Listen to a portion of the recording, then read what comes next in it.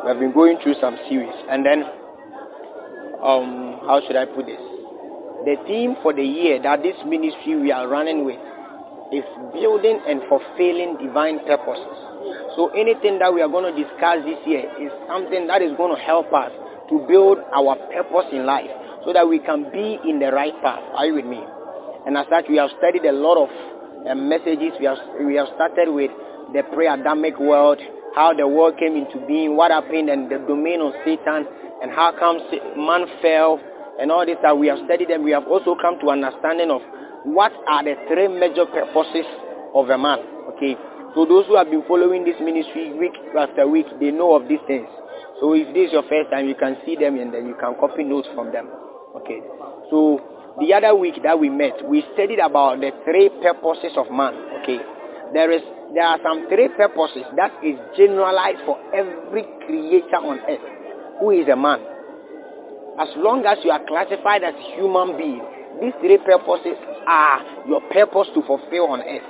And even coming to a point whereby you call yourself a child of God or you call yourself a Christian makes it a core mandate in your life.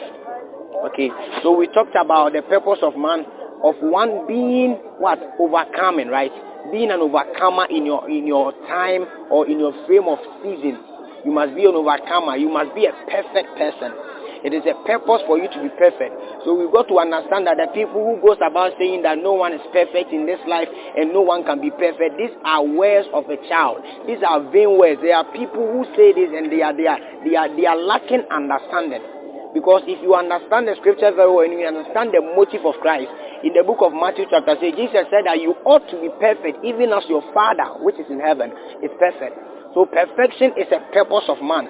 And we also studied about how a man is supposed to have dominion over the living things. Okay, we studied about this, and by the grace of God, we want to move on from that part and go to the how. Are you with me? There is one thing that this ministry has been privileged to have.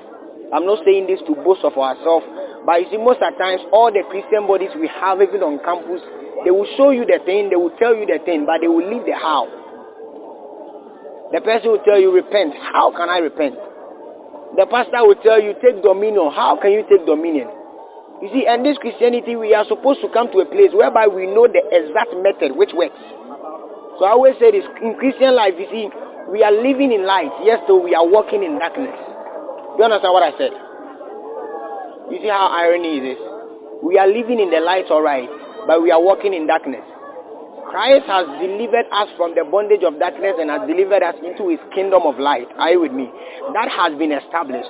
However, the end-time believer refuses to understand the certain knowledge and principles and laws that governs the kingdom he finds himself. Therefore, he has closed his eyes. So deliberately, we are living in darkness.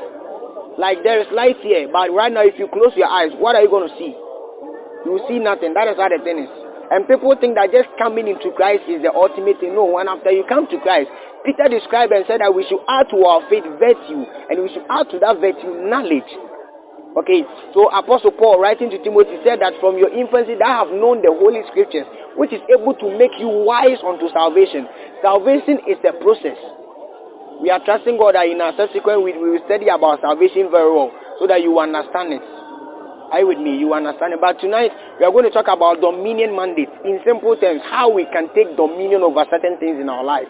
How we can take dominion over the earth. How we can take dominion over the realms of the spirit. Are you with me? That is what we are going to be talking about. And then I'm trusting God and I'm trusting the Spirit of God that by the end of this discussion or by the end of this encounter, your mind will be renewed to the point that whenever you stand to pray, whenever you walk in heavenly places because of the understanding you have. Are you with me? Understanding is very powerful. So Solomon said that wisdom is the principal thing, and in all thy gettings, get understanding. So I just want to encourage somebody that it's about time as an end-time believer. It's about time you stop refusing knowledge. Open your mind to understanding.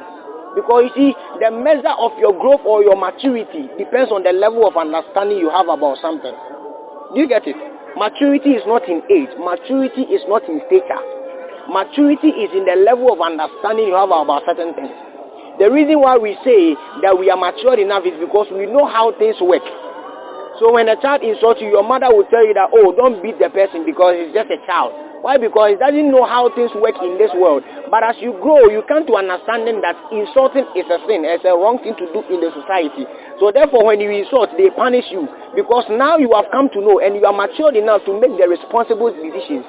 Are you with me? That means that wherever you find yourself, to classify yourself as a matured person is to come to a place whereby you understand the pros and cons, the do's and don'ts, how things are done, how to achieve things the right way, which things are done. And if you're able to achieve this, and that is why we say you are a matured person. So we have some people, they are very old, but they are stupid. They are stupid. They have the highest degree of stupidity. So when you say, answer never walk, when you have one idea, you are opening when you are in Cheso, are you with me? When you are in Cheso, the only time you can be classified as a wise and understanding person is whereby you have certain knowledge. Are you with me? Please, are you following what I'm trying to say? I just want you to have an open mind for the discussion that is going on, so that we can do it and do it well. Okay? Because whenever you go into the presence of the Lord, if you don't have an open mind and if you don't have an open heart, you will end up going there and you will not receive anything. So I always encourage people that whenever you find yourself in the presence of God, go with an open heart. Go with an open mind. Get ready to receive. Be anticipating. Are you with me? Dominion mandate. Dominion mandate.